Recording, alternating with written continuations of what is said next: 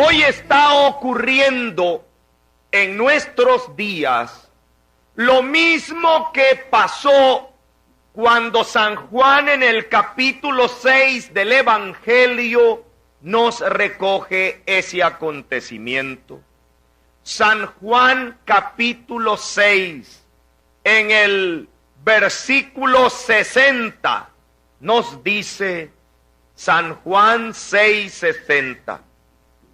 Muchos de sus discípulos al oírle dijeron: es duro este lenguaje, ¿quién puede escucharlo? Versículo 66. Desde entonces muchos de sus discípulos se volvieron atrás y ya no andaban con él. Jesús dijo entonces a los 12: ¿también ustedes se quieren marchar? Le respondió Simón Pedro: Señor, ¿a dónde, quién vamos a ir? Tú tienes palabras de vida eterna. Nosotros creemos y sabemos que tú eres el Santo de Dios. Palabra de Dios, te alabamos, Señor. Muchos ya no querían andar con él. Qué impresionante ese momento. A cada paso me encuentro a personas y me preguntan por la radio y por escrito, y cuando me encuentran: hermano Salvador, ¿qué hago? Mi esposo se fue de la iglesia católica. ¿Qué hago? Mi hija no está en la iglesia.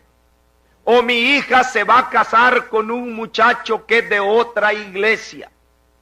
Y cada vez es más frecuente oír a las personas que dicen que muchos se están alejando de la iglesia.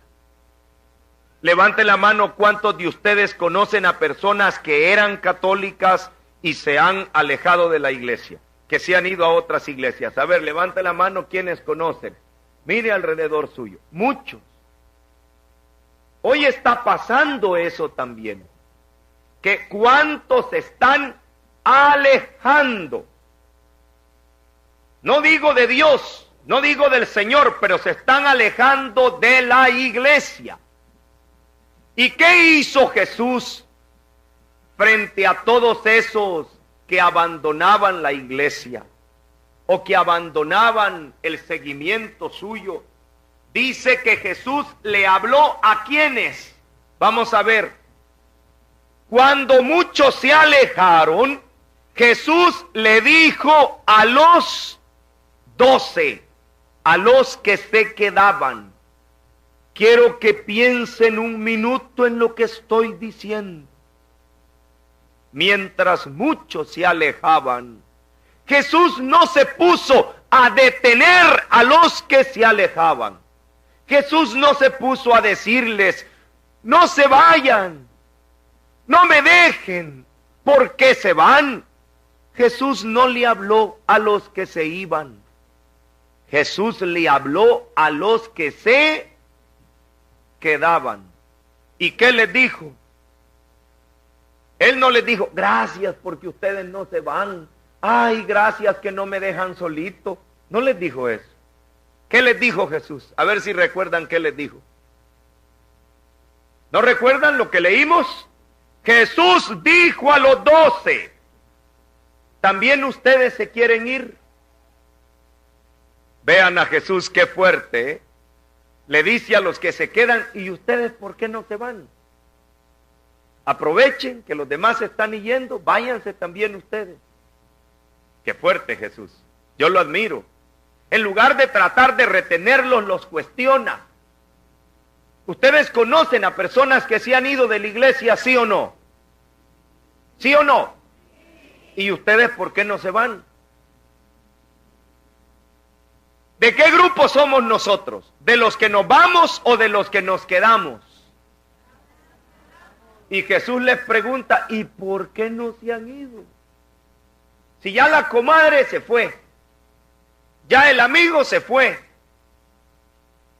Y Pedro tomó la palabra y dijo, Señor, ¿y a dónde, quién vamos a ir? Si nos vamos, ¿para dónde nos vamos? Nosotros creemos y sabemos. Dos palabras, quiero que las repitan conmigo. Nosotros creemos y sabemos. Esas dos palabras son importantes. Se cree como un acto de fe y se sabe como un acto de inteligencia. Creer es por fe, pero saber es conocimiento. Nosotros no solo creemos, ay, no sé, yo estoy aquí porque algo siento, porque a mí me parece, porque a mí mi abuelita me dijo, mi mamá me dijo, usted es católico, mijo, y sea católico siempre. Es posible que algunos solo porque han creído, pero dice San Pedro, nosotros no solo creemos, sino que también sabemos, tenemos razones para quedarnos. Y esto que estoy diciendo es tan importante.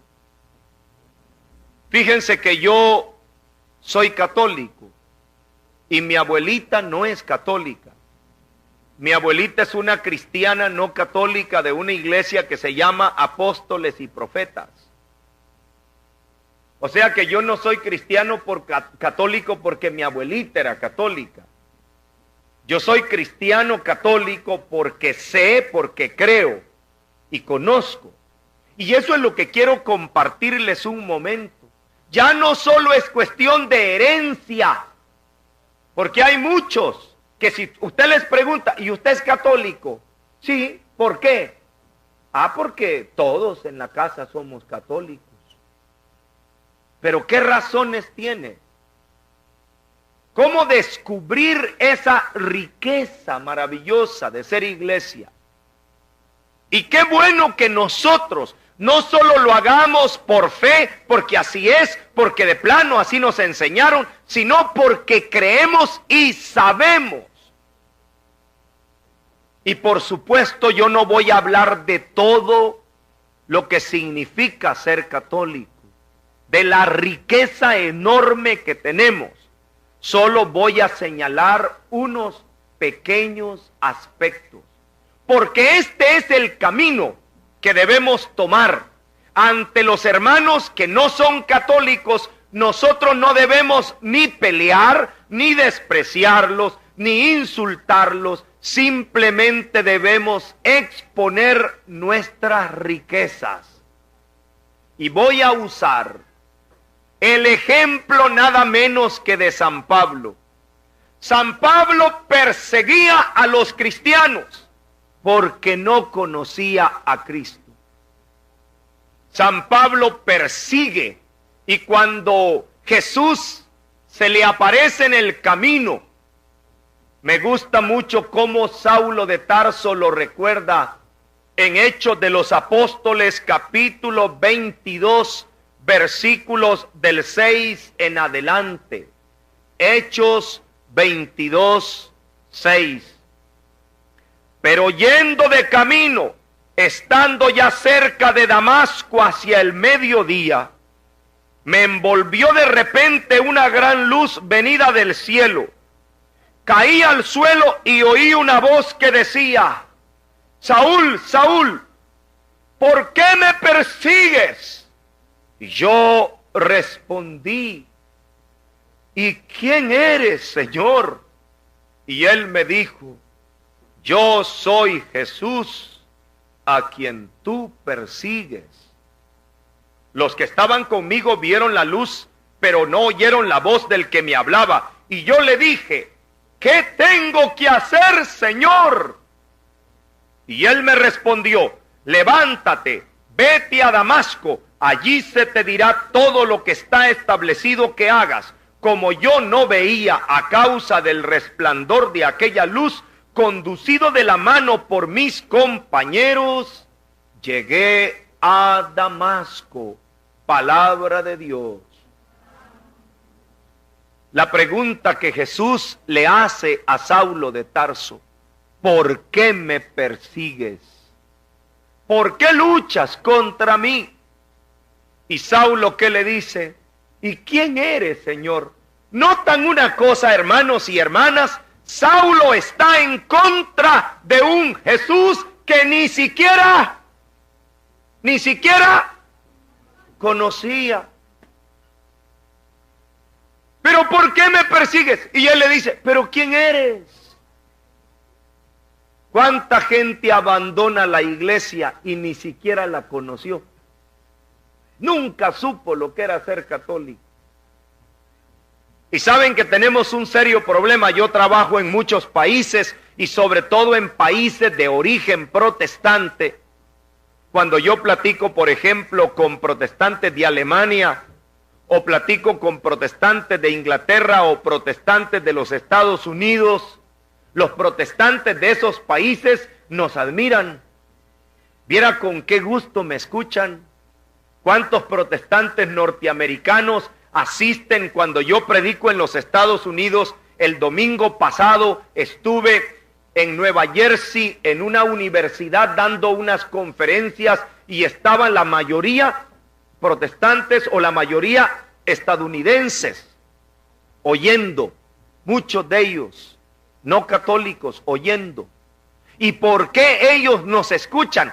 Nos admiran, nos quieren, nos respetan, porque ellos nacieron en las iglesias protestantes, no tienen prejuicio. En cambio, en América Latina, el problema que tenemos es que la mayoría de protestantes fueron católicos. Se salieron de la iglesia y ahora afuera hablan mal de la iglesia para justificar por qué están fuera. Para justificar. Es más o menos lo que se llama el síndrome del divorcio. Pregúntele a usted a un hombre por qué se separó de su esposa. Agarre a un hombre divorciado, cualquiera. A ver, hermano, venga para acá. ¿Usted divorciado? Sí. ¿Por qué? Vamos a ver qué le dice ese hombre. Porque yo era adúltero, porque yo era un borracho, porque yo no era un responsable, porque yo no era fiel a mi mujer, porque yo era muy grosero, ella ya no soportó y yo me fui porque no merecía estar con ella. ¿Eso es lo que va a decir? ¿Eso va a decir el hombre? No. ¿Sabe qué va a decir? Es que esa mujer no me comprendía, no era cariñosa, no me quería. ¡Claro! Él no va a reconocer que él tenía problemas. Él va a tratar de señalar los problemas de ella. Eso mismo pasa con muchos católicos que abandonan la iglesia. No van a decir: hermano, mire, es que cuando yo estaba en iglesia católica, ¿para qué lo voy a engañar? Yo no oraba, no leía la palabra, yo no me confesaba, yo no iba a misa, yo no buscaba al Señor. Y bueno, me salí de la iglesia sin conocer nunca lo que era la iglesia. ¿Quién va a decir eso? La mayoría de los que se salen dicen: es que los católicos son borrachos, que son idólatras, son ignorantes, adoran a la Virgen, adoran a los santos, adoran al Papa. Hablan sin saber de lo que están hablando. Saulo, ¿por qué me persigues si ni siquiera me conoces? ¿Por qué abandonó la iglesia si ni siquiera supo? Como decía aquel señor que estaba regando su jardín por la tarde y pasaron unos hermanos de una iglesia no católica a invitarlo y le dicen: acompáñenos a la iglesia. Y él les contesta: con que ni voy a la mía, le dice, voy a ir a la suya. Con que ni a la mía voy, le dice, voy a andar yendo a la suya. ¿Cuántos católicos nunca conocieron y ahora persiguen? Ahora se vuelven en contra, simplemente por no conocer. ¿Y qué fue lo que el Señor le reveló a San Pablo, a Saulo? Lo primero que le reveló es quién era él. Soy Jesús. ¡Qué maravilloso! Todo comienza por un encuentro personal con Jesucristo. Cuando uno conoce a Jesús como su Señor, como su Maestro, como su Dios, como lo más importante en su vida. Jóvenes, señoritas, quiero que reflexionen en estas palabras. Cada uno va a tener que tomar la decisión. ¿Quién va a guiar tu vida? ¿Quién será tu maestro? ¿A quién vas a escuchar? Hoy hay muchos maestros. Hoy hay mucha gente que te está diciendo, que te van a decir, que te van a enseñar. Hoy aparecen en la televisión un montón de personas, para nombrar a una que es la más conocida actualmente, que dice: reciban de mí mucho, mucho, mucho amor. Algo así le hacen, ¿no? Don Walter Mercado se llama.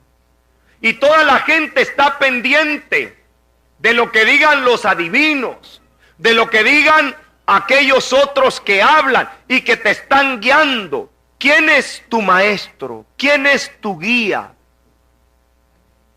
¿A quién vas a seguir? ¿Quién será la luz que te vaya guiando? El hombre tiene que tomar la decisión. Y el apóstol San Pedro dijo: Señor, ¿y a quién vamos a ir? Solo tú tienes palabras de vida eterna. Este es un momento para tomar una seria, pero seria y profunda decisión. ¿Quién va a ser tu maestro? ¿Va a ser Jesucristo el Señor? ¿O te vas a dejar guiar por la adivinación, la lectura de las cartas, la brujería, la hechicería? ¿Te vas a dejar guiar por la filosofía? ¿Te vas a dejar guiar por los que están enseñándonos una cultura de placer? ¿Por los que te están enseñando en que cada hombre decide, cada hombre es libre, usted haga lo que le da la gana, dale alegría a tu cuerpo, Macarena? ¿Esa es tu guía? ¿Esa es la verdad que va a haber en tu mente y en tu corazón? Cada uno tiene que tomar la decisión. ¿A dónde quién vamos a ir? Y luego, después de ese encuentro personal con Jesucristo, después de declarar que Jesús es mi Señor, mi Salvador, mi Maestro, que Él es el camino, la verdad y la vida, que nadie me lleva al Padre si no es por Jesucristo, tengo que descubrir lo que descubrió San Pablo inmediatamente. Después de preguntarle quién eres, le hizo otra pregunta. ¿Recuerdan ustedes la pregunta que le hizo San Pablo? Señor, ¿qué tengo que hacer? Señor, ¿qué quieres que haga? ¿Y qué le respondió Jesús? Jesús le dijo: vete a Damasco, allí se te dirá todo lo que está establecido que hagas. A ver, hermanos y hermanas, ¿qué le respondió Jesús cuando San Pablo le dijo: Señor, ¿qué tengo que hacer?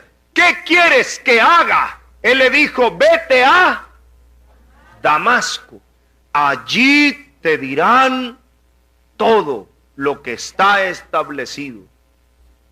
Yo quisiera tener sabiduría y la capacidad de explicárselos de una manera sencilla. Primero se los voy a explicar de una manera difícil, complicada. San Pablo pasó de la cristología a la eclesiología.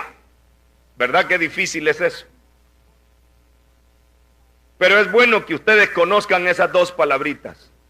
A ver, repitan conmigo. San Pablo pasó de la cristología a la eclesiología. Grábense esas palabras porque son las que más les van a servir de ahora en adelante.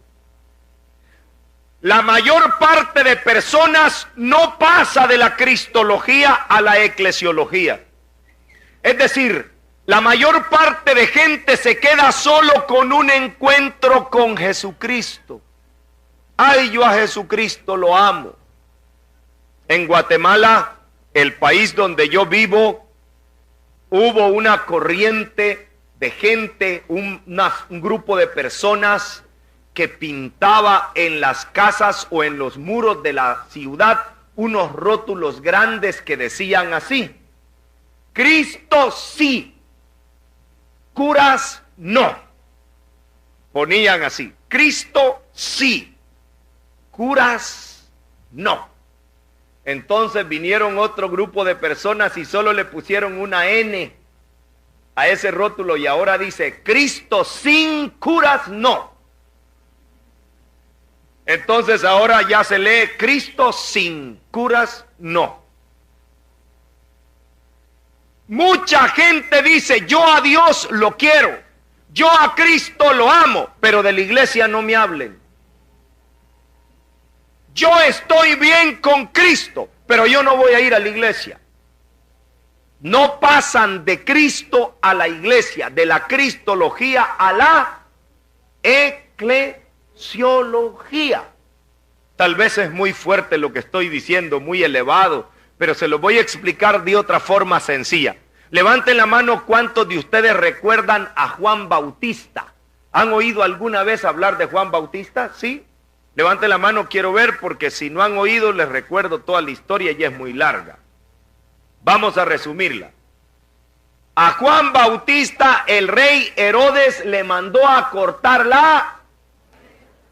¿Y cómo quedó la cabeza de Juan? Separada del cuerpo.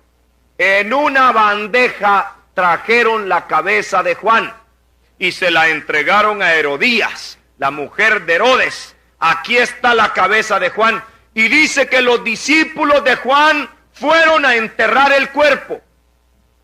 El cuerpo quedó por un lado y la cabeza por otro lado. Esa es la cabeza de Juan. Muchos confunden a Jesús con Juan Bautista. Muchos creen que igual Jesús, que es la cabeza, está separada de la iglesia, que es su cuerpo. La iglesia es el cuerpo y Jesús es pero esa cabeza no está separada del cuerpo. Cuando Jesús estaba en la cruz, no le rompieron ni uno solo de sus huesos. Su cuerpo quedó pegado y completo. Pero muchos ahora separan. Una cosa es Cristo y otra cosa es la iglesia.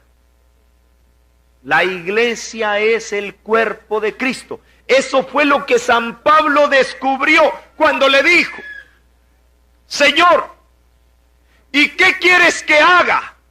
El Señor le dijo: eso no te lo voy a decir yo personalmente. Eso te lo van a decir en Damasco. Vete allí donde está la comunidad, donde están los cristianos, donde está mi cuerpo. Allí te voy a hablar. Y San Pablo llegó a Damasco. Y ahí llegó un discípulo llamado Ananías. Vamos a leer ahora del libro de Hechos en el capítulo 9. Hechos capítulo 9. Había en Damasco, estoy leyendo del versículo 10 en adelante. Había en Damasco un discípulo llamado Ananías. El Señor le dijo en una visión: Ananías. Él respondió: aquí estoy, Señor. Y el Señor le dijo: levántate y vete a la calle recta. Pregunta en casa de Judas por un hombre de Tarso llamado Saulo. Mira, está en oración. Y ha visto que un hombre llamado Ananías entraba y le imponía las manos para devolverle la vista. Respondió Ananías: Señor, he oído mucho hablar de ese hombre y de los muchos males que ha causado a tus santos en Jerusalén, y que está aquí con permiso de los sumos sacerdotes para apresar a todos los que invocan tu nombre. El Señor le contestó: vete, pues este me es instrumento de elección que llevará mi nombre ante los gentiles, los reyes, los hijos de Israel. Yo le mostraré todo lo que ha de padecer por mi nombre. Fue Ananías, entró en la casa, le impuso las manos y le dijo: Saúl, hermano, me ha enviado a ti el Señor Jesús, el que se te apareció en el camino por donde venías, para que recobres la vista y seas lleno del Espíritu Santo. Al instante cayeron de sus ojos como escamas y recobró la vista, se levantó, fue bautizado, tomó alimento y recobró las fuerzas. Palabra de Dios. ¿Cómo se llamaba ese discípulo al que Jesús le habló? Oigan una cosa, hermanos y hermanas. Cuando Saulo le preguntó: ¿qué hago?, le dijo: en Damasco te lo van a decir. Y el Señor le habló a Ananías. Imagínense, ¿no era más fácil que Jesús le hablara directamente a Saulo? ¿No era más fácil que le dijera: vete a tu casa, tranquilo, yo te me voy a aparecer allí y te voy a decir todo lo que tienes que hacer? Voy a hacer una pregunta. ¿Jesús le habló a San Pablo directamente sobre todo el plan que tenía para él, sí o no? ¿A quién le reveló ese plan?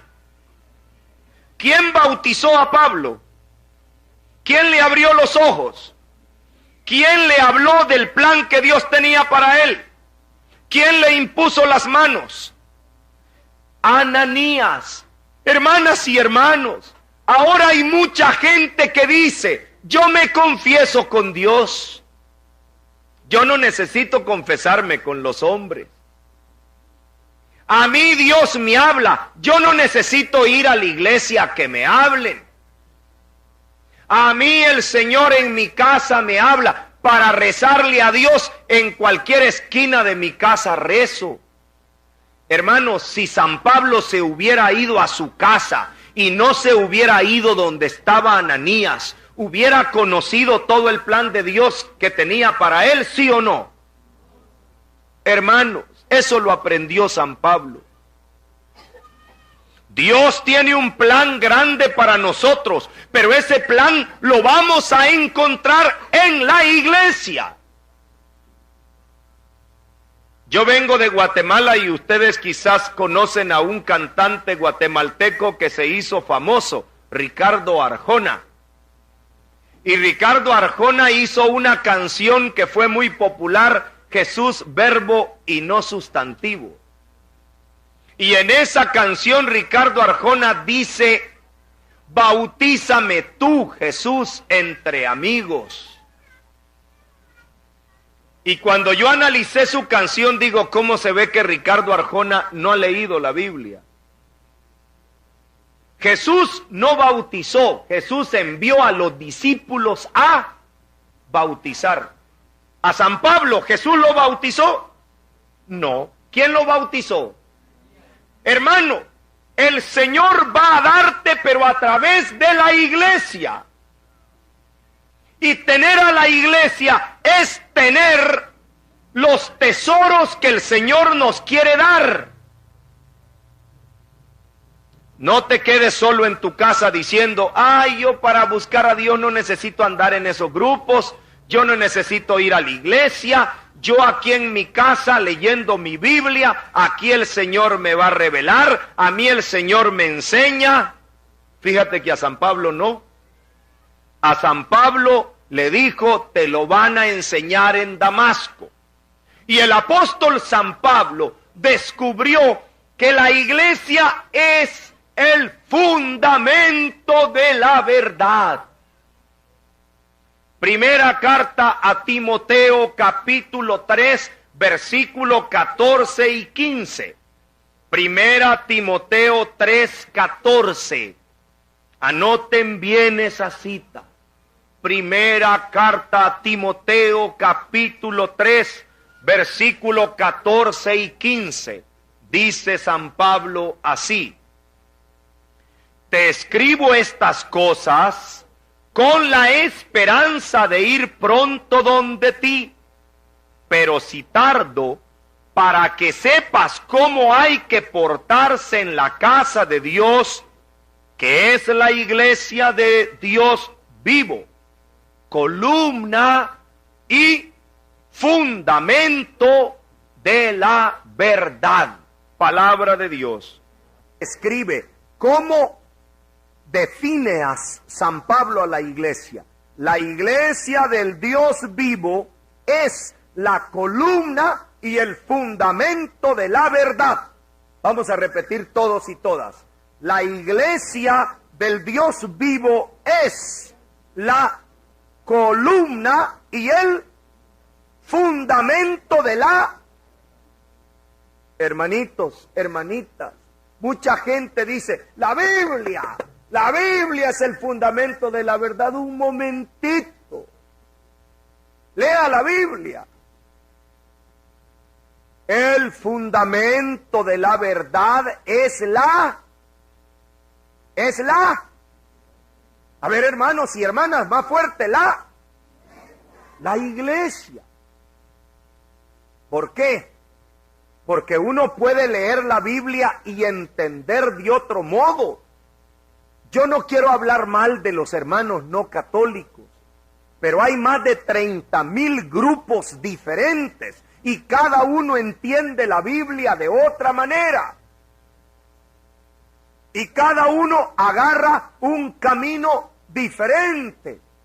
¿Y cómo sabemos que estamos en el camino correcto? Cuando comparamos nuestra manera de pensar con la riqueza de la iglesia. Fíjense que San Pablo lo hizo. Carta a los Gálatas, en el capítulo 2.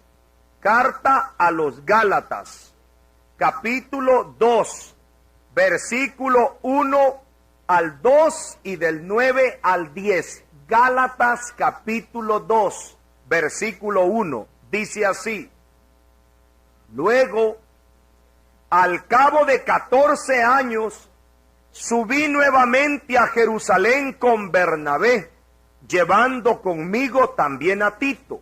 Subí movido por una revelación.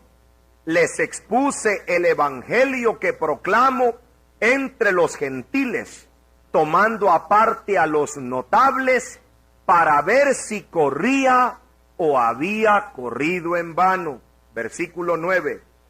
Reconociendo la gracia que me había sido concedida, Santiago, Cefas y Juan, que eran considerados columnas, nos tendieron la mano en señal de comunión a mí y a Bernabé. Nosotros nos iríamos a los gentiles y ellos a los circuncisos. Solo que nosotros debíamos tener presente a los pobres, cosa que he procurado cumplir con todo esmero. Palabra de Dios. Cuando el apóstol San Pablo ya llevaba 14 años de haberse encontrado con Cristo, subió de nuevo a Jerusalén. ¿A qué subió? A hablar con los apóstoles. ¿Para qué fue a Jerusalén a hablar con los apóstoles? Para explicarles lo que él andaba predicando. Tomó a Pedro, Santiago y Juan, que eran considerados columnas de la iglesia. Fíjense bien, que San Pablo no se puso a orar, no se puso a decir, Señor, ¿será bueno lo que ando predicando? Dame una señal. Señor, ¿estoy bien o no estoy bien? Señor, revélame. Él no se puso a orar, él se fue a hablar con los apóstoles. Y le dijo, esto es lo que yo ando predicando. ¿Estoy bien o no? Hermanas y hermanos, cuánta humildad de San Pablo, que a pesar de haber visto en una visión, en una aparición a Jesucristo, él quiere estar en comunión con los apóstoles, porque sabe que la iglesia donde están los apóstoles es la iglesia que conserva la verdad del evangelio. Y él dice, esto es lo que ando predicando, díganme, ¿estoy bien o estoy equivocado? ¿Y qué dice que le dijeron? Le dieron la mano y le dijeron, sigue adelante, hermano Pablo, solamente que debes tener en cuenta a los pobres. Y San Pablo siempre amó a la iglesia de Jerusalén y siempre hacía colectas para mandar el dinero a los pobres de la iglesia madre de Jerusalén.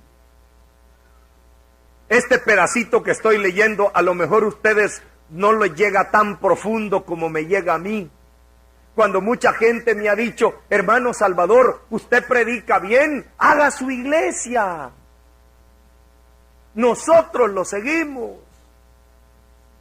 La semana pasada fui a un lugar donde yo voy de vez en cuando tengo un día libre.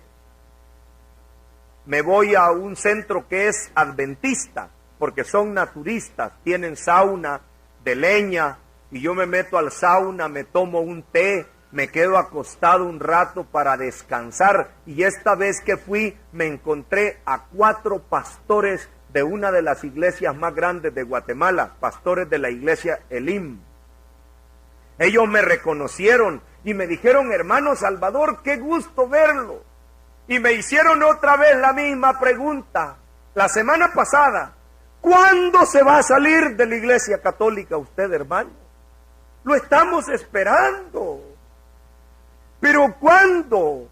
Y les digo, hermanos, va a ser más pronto el ingreso de ustedes a la iglesia. Los estamos esperando, hermanos. ¿Cuándo van a venir? ¿Cuándo ustedes van a unirse a la iglesia? Y les dije, pónganse listos, porque las iglesias grandes, los anglicanos en este momento están regresando a la iglesia católica.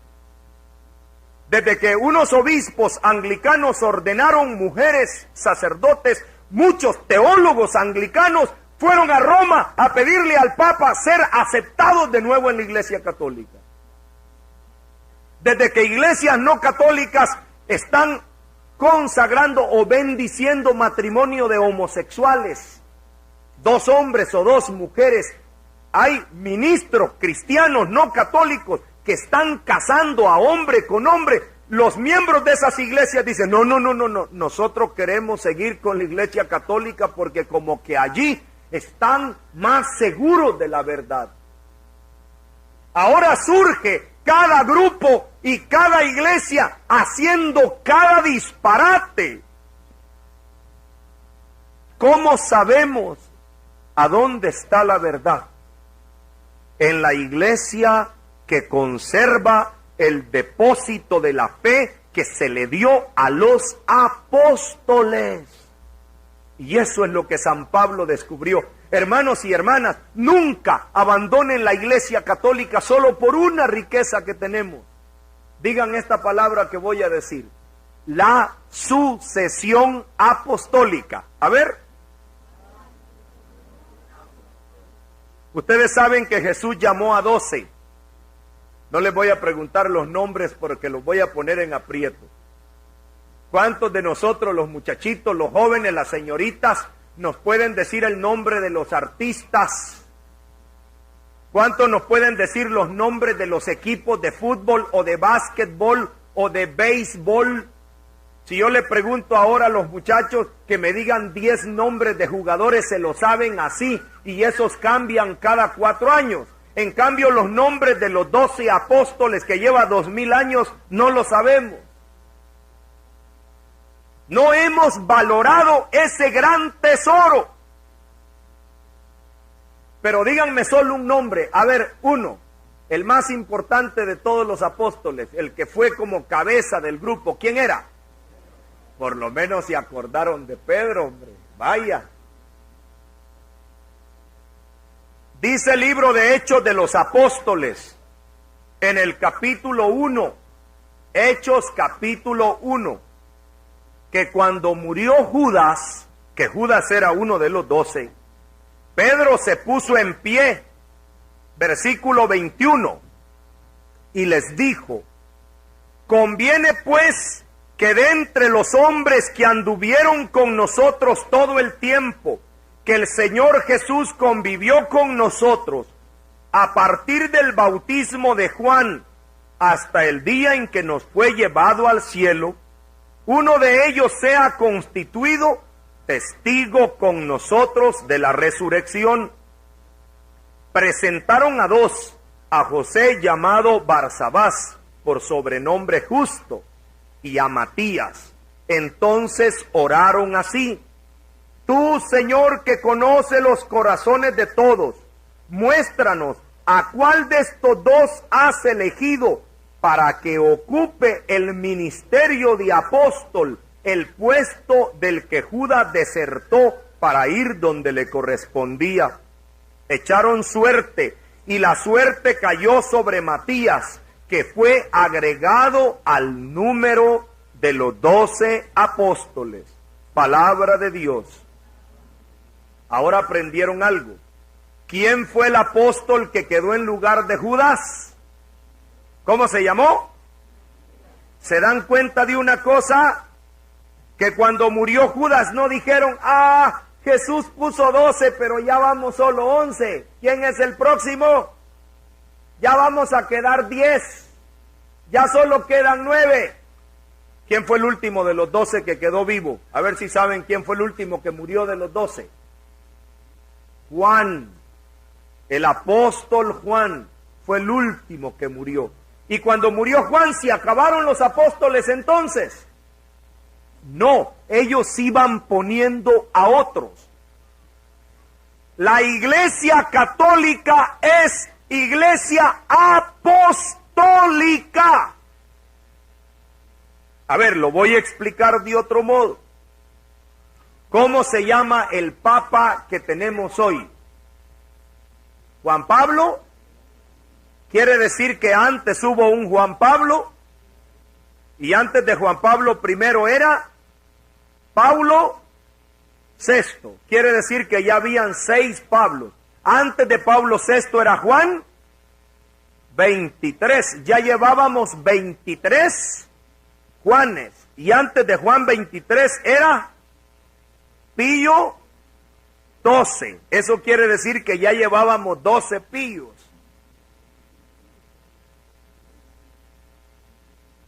Hermanos, los niños tal vez no comprenden lo que yo estoy diciendo. Los catequistas quizás alcancen a entenderlo. Alguno que otro católico despierto diga: ¿qué es lo que está tratando de decir el hermano? ¿Sabes qué estoy tratando de decir? Que nuestra iglesia no empezó ayer. Que nuestra iglesia viene desde el tiempo de los... Ustedes nunca han estado en misa. Cuando dice el sacerdote, empieza a decir Pedro, Pablo, Andrés, Felipe, Tomás, Mateo, Bartolomé, Lino, Cleto, Sixto, Clemente, Crisógono, Cosme, Damián, Ignacio, Marcelino, Ágata, Inés, Cecilia, Anastasia. ¿Han oído eso que? Y uno dice, y ese montón de nombres raros.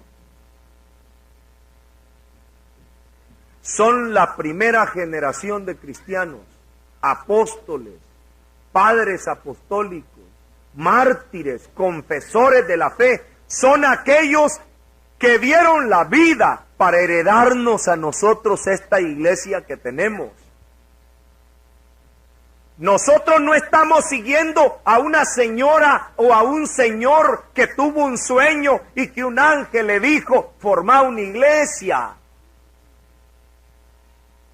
Nosotros estamos siguiendo a la iglesia donde están los sucesores de los apóstoles. Ahora sí, una pregunta seria, cristianos católicos. ¿Quiénes son los sucesores de los apóstoles?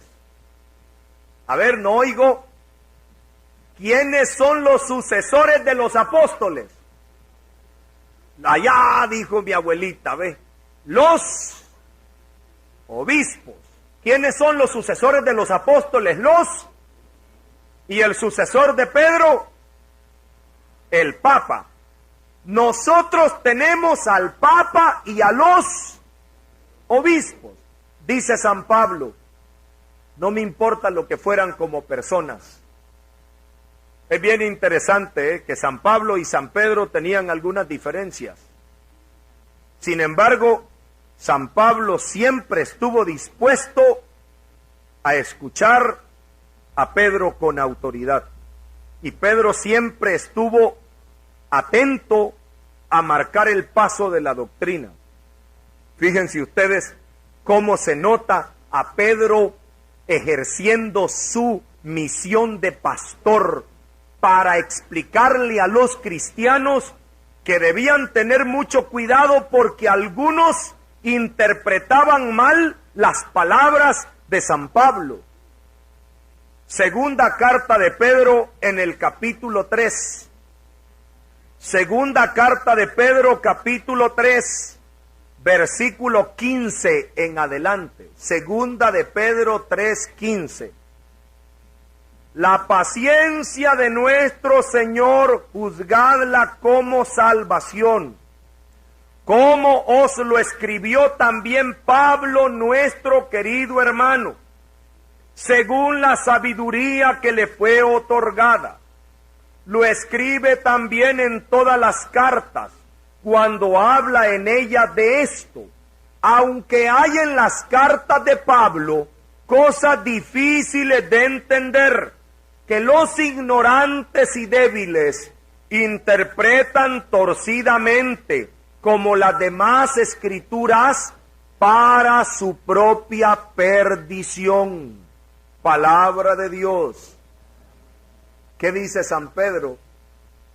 Que hay muchas cosas en las cartas de Pablo que algunos interpretan mal, como las demás escrituras, y al interpretarlas torcidamente les sirve para su propia perdición.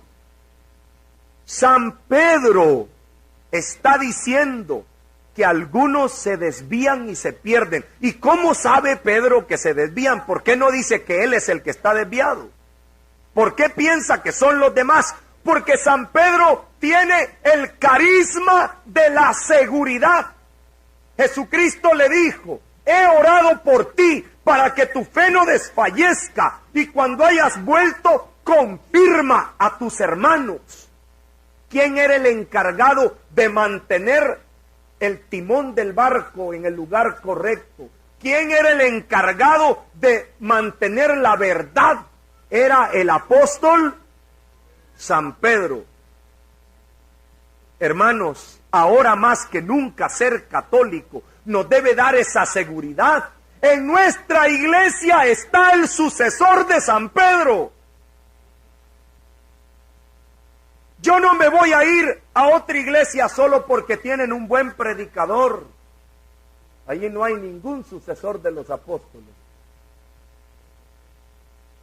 Yo no me voy a ir a otra iglesia porque tienen un buen coro, qué bonito cantan, pero no son apóstoles. Yo no me voy a ir a otra iglesia porque ahí hay mucho dinero. Ay, hermanitas, hermanitos queridos, si yo formara una iglesia no católica, la formaría en los Estados Unidos. ¿Saben ustedes que el gobierno de los Estados Unidos me acaba de dar una visa como predicador? El gobierno de los Estados Unidos da diferentes tipos de visa. A mí me dieron la R1, R2 o RR1, así se llama esa visa, donde yo puedo residir en los Estados Unidos y puedo hacer una iglesia y puedo recibir diezmos, puedo recibir ofrendas. ¿Saben ustedes lo que quiere decir reunir 5,000 personas en los Estados Unidos y que cada uno te dé de ofrenda cada semana $10? Ustedes pueden multiplicar 5,000 por 10 y después lo pueden multiplicar por el cambio de su moneda. Ustedes saben lo que significaría para mí quedarme en los Estados Unidos y recibir todo ese dinero cada semana. Pero allí no estarían los apóstoles. Esa riqueza económica no es comparable a saber que con nosotros está el Papa, con nosotros están los obispos, con nosotros están los sucesores de los apóstoles que nos están guiando en la verdad de la iglesia.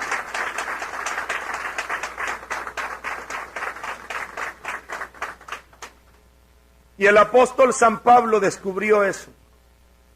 Y dijo, la iglesia es el fundamento de la... Es que a ustedes todo se les olvida, hombre. La iglesia es el fundamento de la verdad. Ya van a ver cuando les empiecen a tocar la puerta. Véngase, aquí tenemos la verdad, aquí está la verdadera. Usted dígale, ahí tienen a los apóstoles. Ahí tienen a los sucesores de los apóstoles. No, si esos ya se murieron. Ah, véngase a la mía, dígale usted, aquí están vivos, aquí sí los tenemos. En la de ustedes ya se murieron, aquí están vivos. Aquí tenemos nosotros. Y descubrió algo más San Pablo. No solamente la verdad, ese gran tesoro que él lo llama el depósito de la fe. San Pablo descubrió que la iglesia conserva un tesoro más grande, la misma presencia de Cristo en su cuerpo y en su sangre. Primera carta a los Corintios, capítulo 11, versículo 23. Primera Corintios 11, 23, dice: porque yo recibí del Señor lo que les he transmitido, que el Señor Jesús, la noche en que fue entregado, tomó pan. Después de dar gracias, lo partió y dijo: este es mi cuerpo, que se da por vosotros. Haced esto en recuerdo mío. Asimismo también la copa después de cenar, diciendo: esta copa es la nueva alianza en mi sangre. Cuantas veces la beban, háganlo en recuerdo mío. Pues cada vez que coméis de este pan y bebéis de esta copa, anunciáis la muerte del Señor hasta que vuelva. Palabra de Dios. Dice San Pablo que él recibió del Señor. Realmente, San Pablo no estuvo en la Santa Cena. San Pablo no conoció a Jesús cuando Jesús andaba predicando. San Pablo nació en el año 10 de la era cristiana. Más o menos San Pablo era un jovencito cuando Jesús estaba predicando. Posiblemente lo vería pasar, pero nunca puso atención, porque en esos días San Pablo estaba en la escuela de Gamaliel. Estaban muy ocupados estudiando, no andaba él oyendo lo que estaba pasando en la calle. San Pablo no estuvo en la última cena, pero él recibió de los apóstoles esa tradición, que el Señor Jesús tomó pan, lo partió y se lo dio diciendo: tomad y comed todo de él, porque esto es mi cuerpo. Tomad y bebed, porque esta es mi sangre. Y dice San Pablo: cuantas veces comamos de ese pan o bebamos de ese cáliz, estamos comiendo del cuerpo y bebiendo de la sangre de Cristo. Hermanos y hermanas, ¿cuál es la iglesia que come del cuerpo de Cristo? ¿Cuál es la iglesia que bebe de la sangre de Cristo? Es la iglesia católica. Las demás iglesias cristianas celebran la cena, pero solo como recuerdo. Como recuerdo. Este pan le va a recordar a mi cuerpo. San Pablo dice: esto es el cuerpo de Cristo. La presencia real de Cristo. Y tal vez esto sí lo hemos aprendido los católicos. Quizá los católicos no nos enseñaron mucho sobre la Biblia, pero nos enseñaron sobre la presencia de Cristo en la Eucaristía. Levante la mano quienes han hecho la primera comunión. ¿Quiénes la han hecho? Bajen la mano. Levante la mano a quienes les gustaría que sus hijos hicieran la primera comunión. Todos, bajen la mano. ¿Y quiénes les gustaría que a sus nietos, a los hijos de sus hijos, hicieran la primera comunión? Bajen la mano. Entonces hay que orar para que el Señor nos haga perseverar en la Iglesia Católica, porque es la única iglesia que celebra la comunión. Si te cambias de iglesia, ya no van a hacer la comunión tus hijos. Si tus hijos se cambian de iglesia, no van a hacer la primera comunión tus nietos. Ellos te van a decir que no es necesario, que basta con la palabra de Dios. Sí, es importante la palabra, pero la presencia del Señor es mucho más importante. Se lo voy a contar con un cuento para que nunca se les olvide esto. Y para que los niños que me están oyendo ya no oigan cosas tan difíciles de entender como las que he estado predicando. A ver, niños, señoritas, había una vez en un pueblo una muchacha bien bonita. Y tenía 2 enamorados. Uno de los 2 era bien platicador, el otro era más calladito. Cuando salía el platicador de visitar a la muchacha bonita, los amigos de este platicador le preguntaban, ¿qué tal te va con la muchacha bonita? Y él decía, ay, ya casi me dice que sí, se va a casar conmigo. Ella tiene los ojos bonitos, tiene el pelo bonito, tiene los dientes bonitos, hasta la suegra es bonita. Él cómo hablaba de la muchacha bonita. En cambio, cuando salía el calladito y le preguntaban, ¿cómo te va con la muchacha bonita? El calladito decía, ay, después les voy a contar. Y seguía su camino. Pasó el tiempo y se anunció en el pueblo que la muchacha bonita se iba a casar. Todos los amigos del platicador fueron a la iglesia y no, se casó con el calladito. Y cuando encontraron al platicador en el parque le dijeron, ¿y qué te pasó? ¿Y no que dijiste que casi te decía que sí? Y él dice, sí, hombre, es que yo cometí un error. A ver, ¿cuál error cometiste?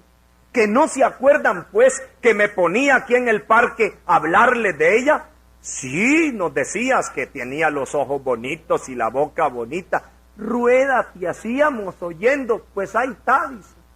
Que mientras yo estaba hablando de ella, aquí con ustedes, el otro estaba en la casa hablando con ella, dice. ¿Y ella de quién se enamoró? ¿Del que hablaba de ella o del que hablaba con ella? ¿De quién se enamoró? Ahora hay mucha gente hablando de Dios, muchos predicando de Jesús y pocos hablando con Jesús. Nosotros los católicos hablamos de Jesús y hablamos con Jesús.